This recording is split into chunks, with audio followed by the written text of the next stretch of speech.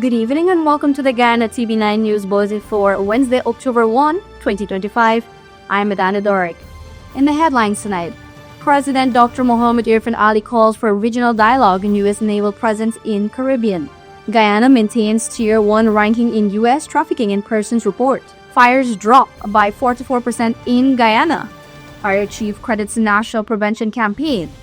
Gunshots rocked all boys town. Cars spayed with bullets. President Ali announced measures to strengthen Guyana's financial systems. And gunmen raid shop in Lamha Park. Victims held at gunpoint. Now for the news in details.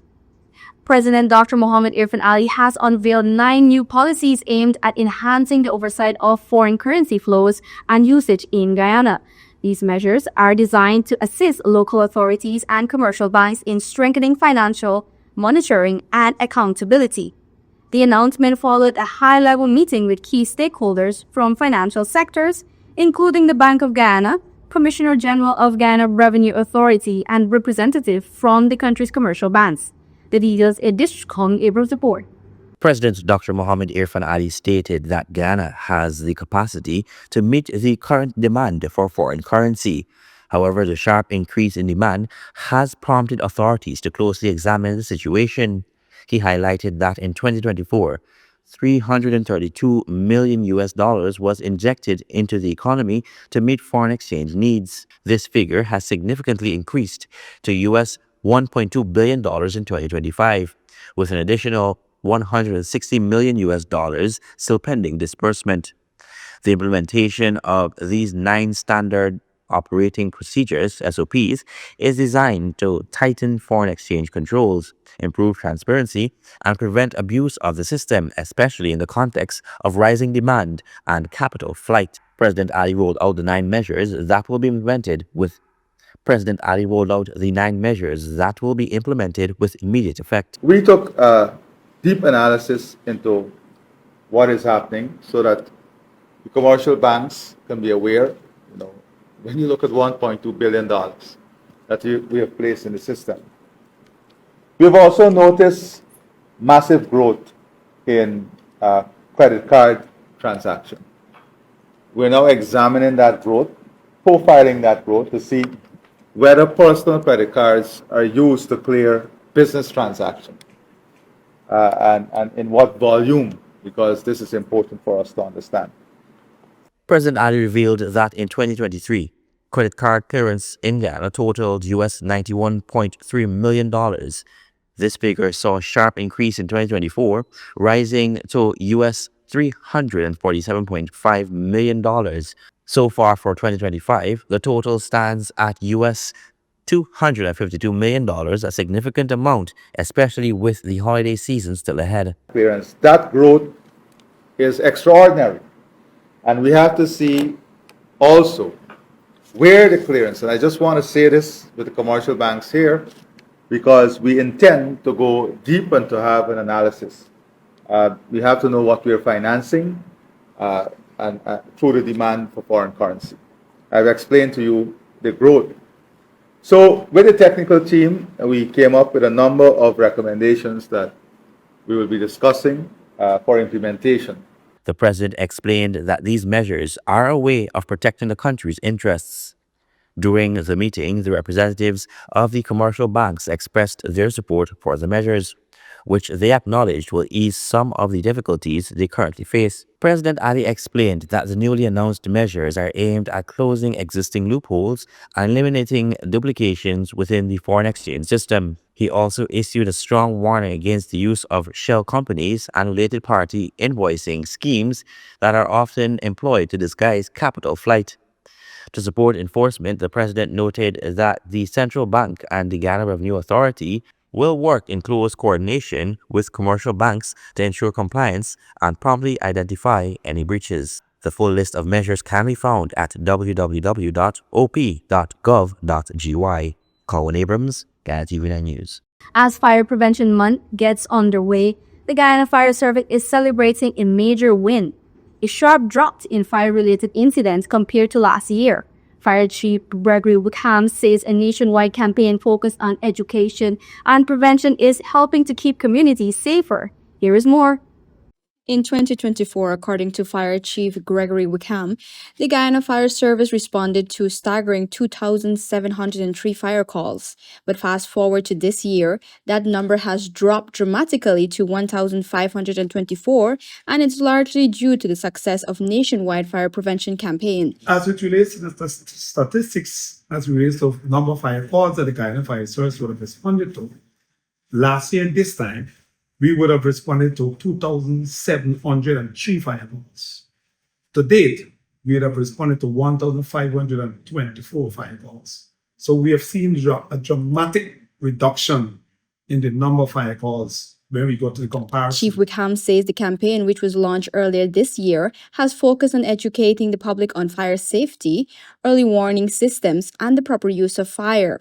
Officers have taken to marketplaces, hosted kids camp, and visited communities across the country. That is so because already this year we launched what we call a fire prevention campaign. There's always a fire prevention activities going on, but we particularly launched a campaign throughout the country to inform persons, homeowners, business owners about the proper use of fire, what they can do to prevent fires, having early warning, fire prevention, fire safety equipment installed in their properties. And so we have been going to market squares, we've gone to supermarkets.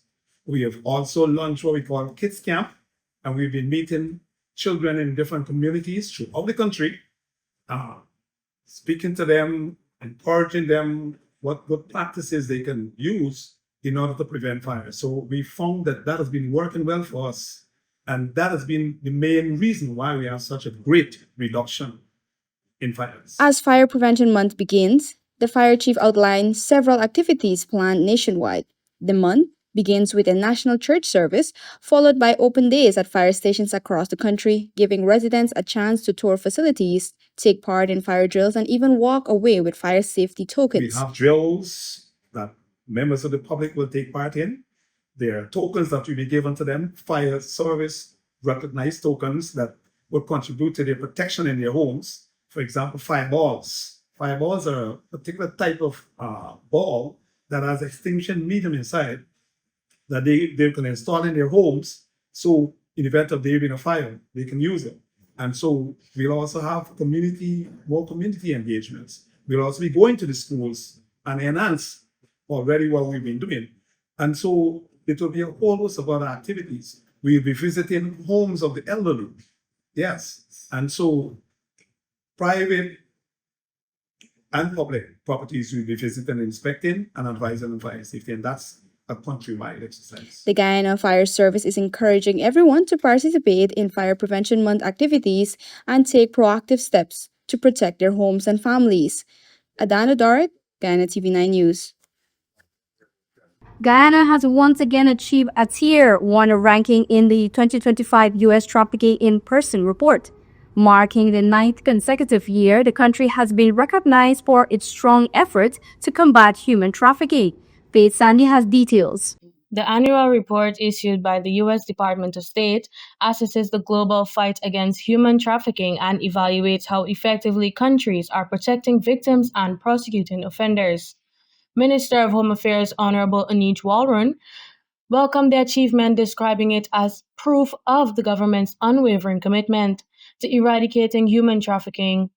She noted that this success reflects the combined efforts of the Ministry of Home Affairs, the Ministerial Task Force on Trafficking in Persons, NGOs, civil society, and other partners. The report highlighted several of Guyana's recent advancements, including increased prosecution rates, the successful conviction of a sex trafficker, improved collaboration with foreign governments, and additional funding for protection and prevention efforts. It also outlined key recommendations for further improvement, such as expanding labor inspections in vulnerable sectors, enforcing restitution orders, and ensuring traffickers and complicit officials face proper penalties.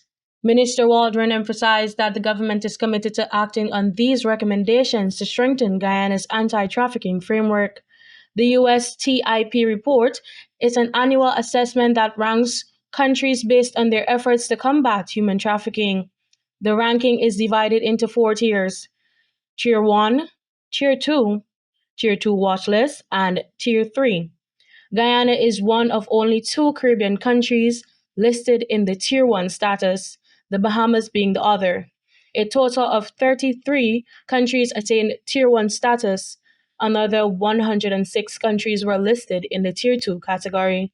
25 were on the Tier 2 watch list and 20 countries on the Tier 3 list, while Haiti, Libya, Somalia, and Yemen are listed as special case countries under the listing. Faith Sandy, Guyana TV9 News.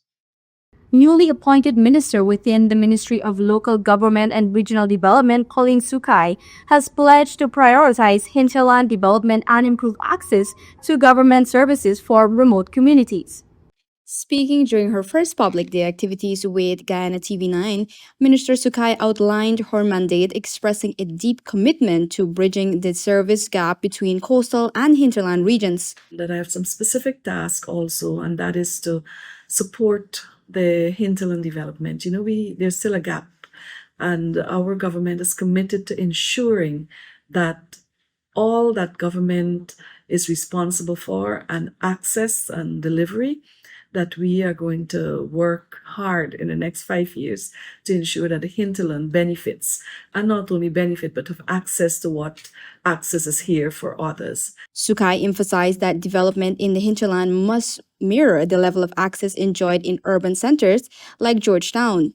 She promised to dedicate the next 5 years to ensuring that these communities not only benefit from national development, but also receive services on par with those in the capital. My public day will be a public day of a difference. Today is the first of the first public day, and I will have that here at the office. But I intend to also have public day out of office, so that not everyone can come to Georgetown or not everyone can come to the office.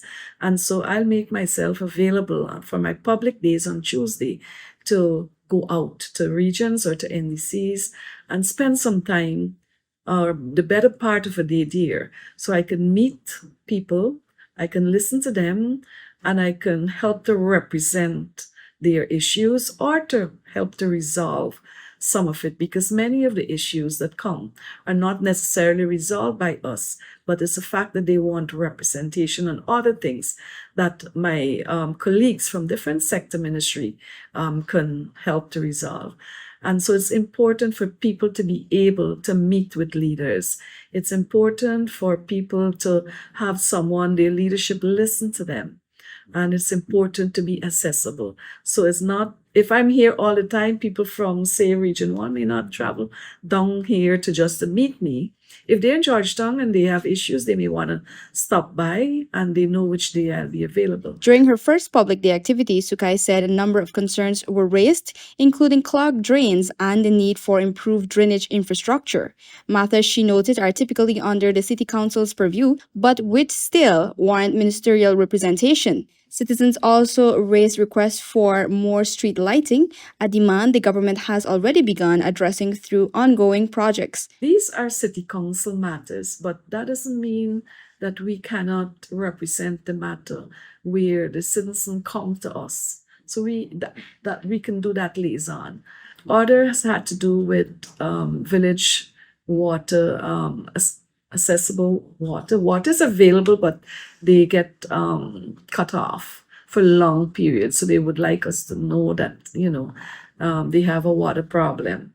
And so that too will be looked at from the Ministry, GWI, for street lights. Well, our government has started that program in the last period, and then it's a continuing program. So in the next 5 years, or even starting as early, so very soon, many villages and communities will be outfitted.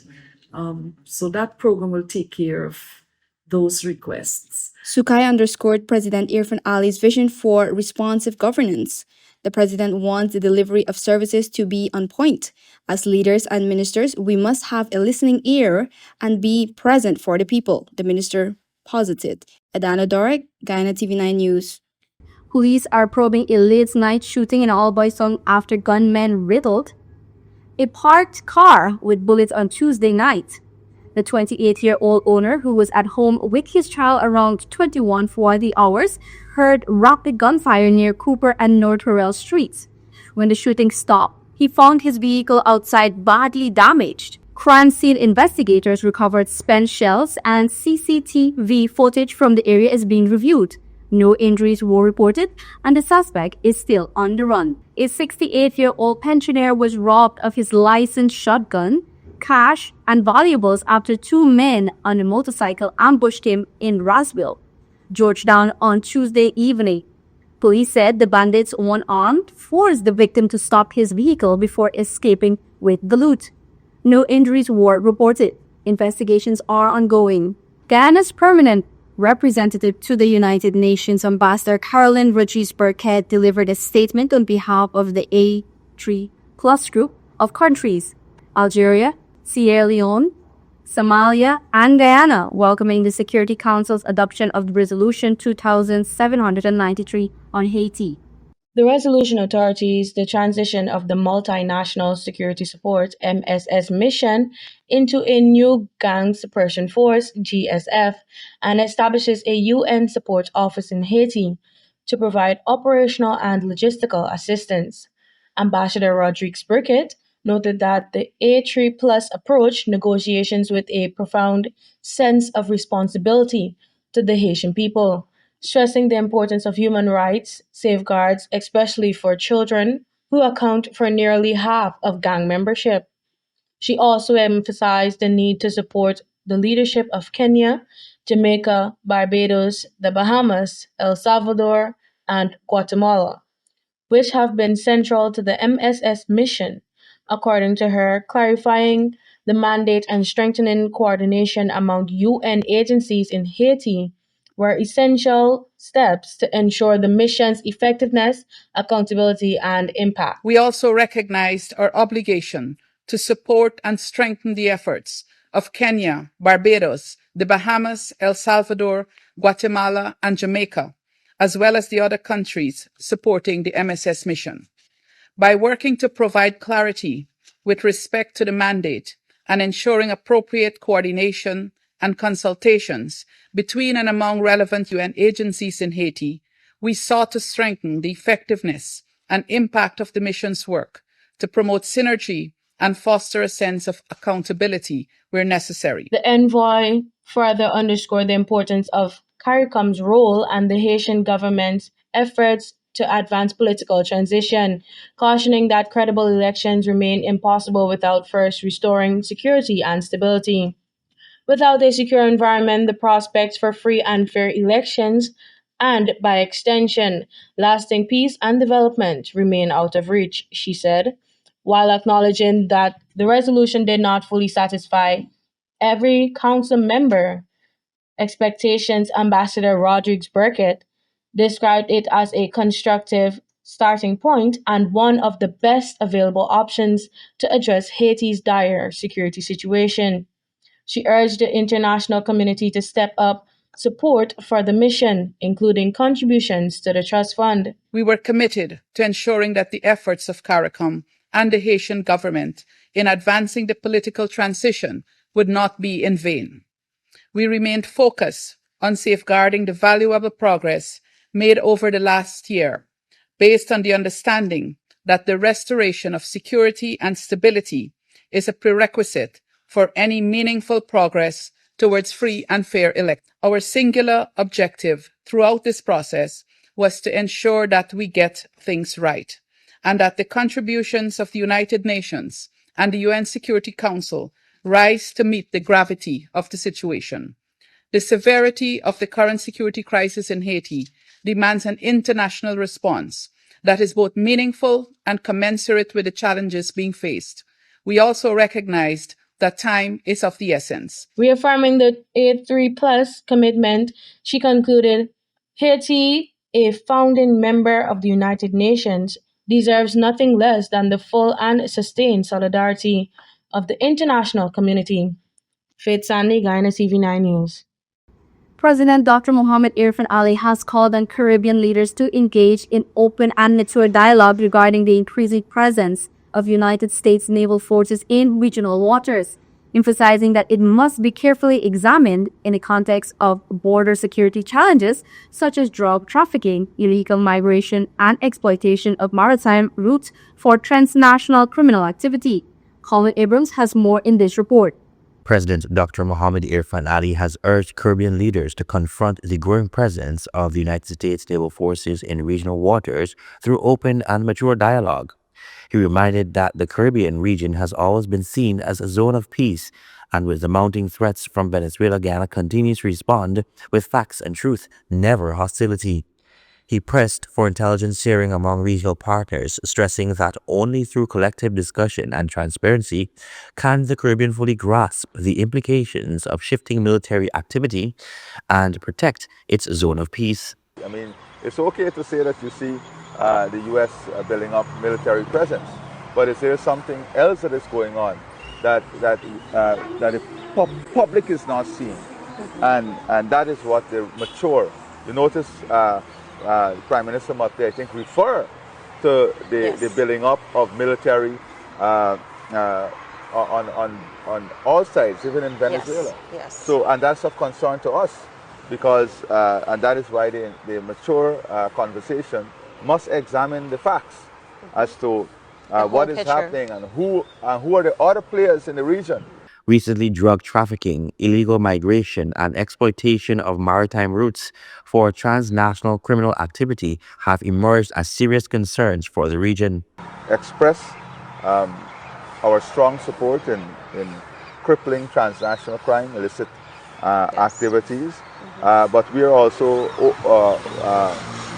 our eyes is wide open on this matter, because, you know, our intelligence services, our partners, and I think that what is needed is a meeting of minds, meeting in a you know, to share intelligence and to share information, so a fuller understanding of what is at stake here is before all of us.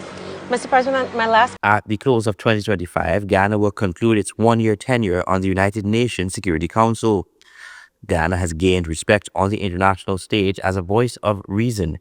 Throughout its time on the council, Ghana has actively worked to build international support in relation to its ongoing border controversy with Venezuela.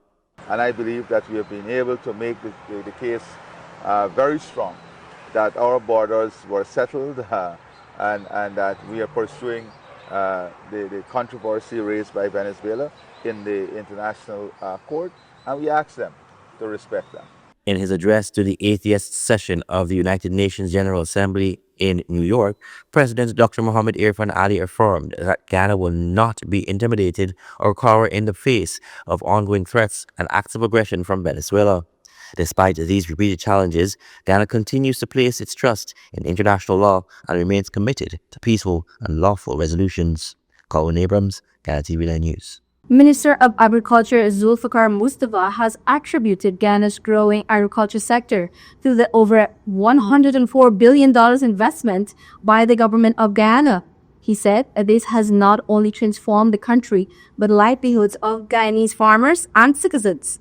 Agriculture Month 2025 was launched under the theme Sowing Changes, Harvesting Resilience, transforming our Caribbean food systems for 2025 and beyond. Each year, the month of October is designated as Agriculture Month and is dedicated towards celebrating the farmers, fishers, processors, and entrepreneurs whose efforts feed the nation and propel the economy. This annual celebration is not only a tribute to their hard work, but also a reminder of agriculture's enduring place in our national story. At the launch of Agriculture Month 2025, Minister of Agriculture Zulfikar Mustafa credited Ghana's success in achieving food security in the government's investment of over $100 billion into the sector. He highlighted that Guyana has been ranked as the only country in the world currently able to feed its population without relying on direct external assistance. Tremendous achievement. Imagine large players, places like China, United States, and all the developed world. With their investment, we have seen with the investment that your government, that the People's Progressive Party civic government has made over the last 5 years, we have transformed Guyana, not only the livelihood of farmers in the country, but we have transformed Guyana from a poor, underdeveloped, backward country to a country that has ability now to feed its own population. The only country in the world. And all of us should be proud of that. He posited that Guyana is leading the way in CARICOM discussion on food security. He added that the transformation of the sector will continue under a Dr. Mohamed Irfan Ali-led administration. Right here in Guyana, we have seen massive increase in production, not only in the traditional crop, but we are seeing diversification taking place rapidly around the country. We have gone into new production. Today, Guyana is producing large-scale production in corn and soya. For the first time in our country's history, we are producing corn and soya. And I'm hoping by next year, we can be self-sufficient in producing all our needs to reduce the import bill of corn and soya by $40 million US. We have gone into large-scale hydroponics. We have gone into high-value crops. We have seen a number of young people now embracing agriculture. Meanwhile, in his Agriculture Month address, President Mohamed Irfan Ali said agriculture must evolve into a sector that bears the imprimatur of innovation, technology, and opportunity, driving down poverty, closing the gap of inequality, and building a more diversified and resilient economy. In pursuit of this objective, Guyana is modernizing its agri-food systems to guarantee cheaper, reliable, stable, and nutritious food for every household. At the same time, the country is building enough surpluses to secure Guyana's role as a major contributor to Caribbean food security. Adana Dore, Guyana TV. Police are investigating a brazen daylight robbery in the Langha Park squatting area, North Rumbelt, on Tuesday afternoon. Around 14:30 hours, two armed bandits stormed the shop, held 3 people, including a businesswoman, a foreign national, and a construction worker at gunpoint, and made off with cash, jewelry, and cell phones. The victims were ordered to lie face down before the gunmen fled on foot. Detectives have since reviewed CCTV cameras and questioned residents, but the suspects remains at large. Investigations are ongoing. Newly appointed Agriculture Minister Ram Kisoon has pledged modernization, farmer support, and results-driven governance to strengthen Guyana's food security. Newly appointed minister within the Ministry of Agriculture, Vikash Ramkisoon, has credited his humble upbringing in Zeeburg, West Coast, Demerara, as the foundation for his commitment to service. Speaking on NCN's Beyond the Title program, Minister Ramkisoon reflected on growing up in a zinc house with his parents who worked as cane cutters and fisher folk, and how these experiences shaped his values of hard work, discipline, and community. Vikash Ramkisoon hailed from a community named Zeeburg on the west coast of Demerara. Zeeburg traditionally depended economically heavily on sugar and fishing. So in the early days of my father's life, he was a cane cutter. And then he transitioned into becoming a fisherman. Both my parents worked on the seawall. So my father would go out to the sea. He would make the catches on what you call the Chinese seine. So the Chinese seines would bring shrimp in, and they would bring certain kinds of fish.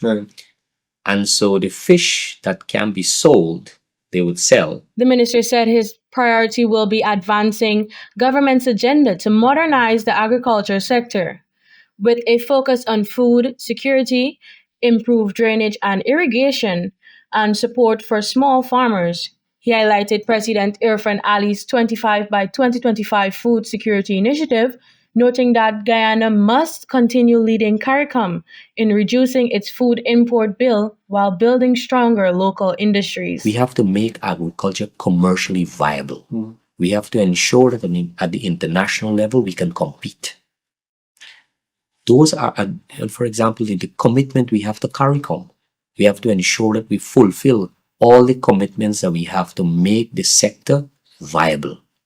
We have to ensure that we move from a subsistence level, that farmers can see this as a business.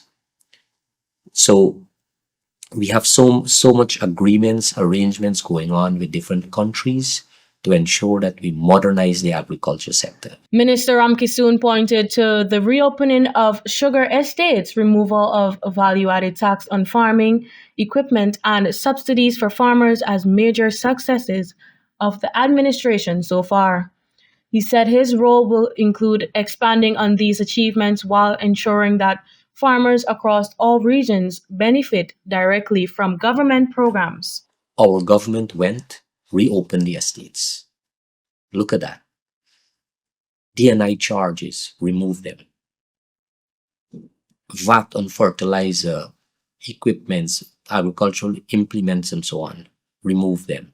Subsidies to the farmer, distributing fertilizers, all those very good things we did. We are working. So to look at the agricultural sector itself, we have delivered on the things throughout that we promised. Looking ahead, Minister Ramkisoon pledged to work alongside Agriculture Minister Zulfikar Mustafa to strengthen agri-processing, create new markets for farmers, and attract investment into climate-smart agriculture. He said these initiatives are aimed not only at transforming the sector, but also at creating thousands of jobs for young people across the country. Faith Sandy, Guyana TV9 News. South Africa's ambassador to France, Nathan Matitouo, 58, was found dead near Haiti Residence Hotel in Paris. He was reported missing by his wife after sending a worrying message, and French authorities said his 22nd floor hotel window had been forced open. The circumstances surrounding his death remain unclear, and investigation is on the way. Matitouo, a senior member of African National Congress and a close ally of former President Jacob Zuma, previously served as South Africa's police minister and arts culture minister before his appointment to Paris in 2023. Foreign Minister Ronald Lamola described him as distinguished servant of the nation, whose passing is both a national and diplomatic loss. The United States government officially entered a shutdown as of 12:01 a.m. today. This marks the first federal shutdown in nearly 7 years. The closure follows a deadlock in Congress over funding legislation, primarily due to disagreements over health insurance subsidies and federal spending levels. Approximately 900,000 federal employees have been furloughed, with another 700,000 working without pay.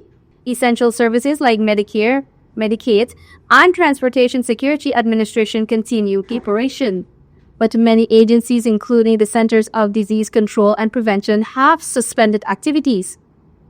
President Trump has also frozen funding for major transportation projects in New York, escalating tensions with Democratic leaders. And that has brought us to the end of tonight's newscast. Remember to check out our Facebook and YouTube platforms at GOI TV9 for more trending stories. I'm Madana Doric. Good night.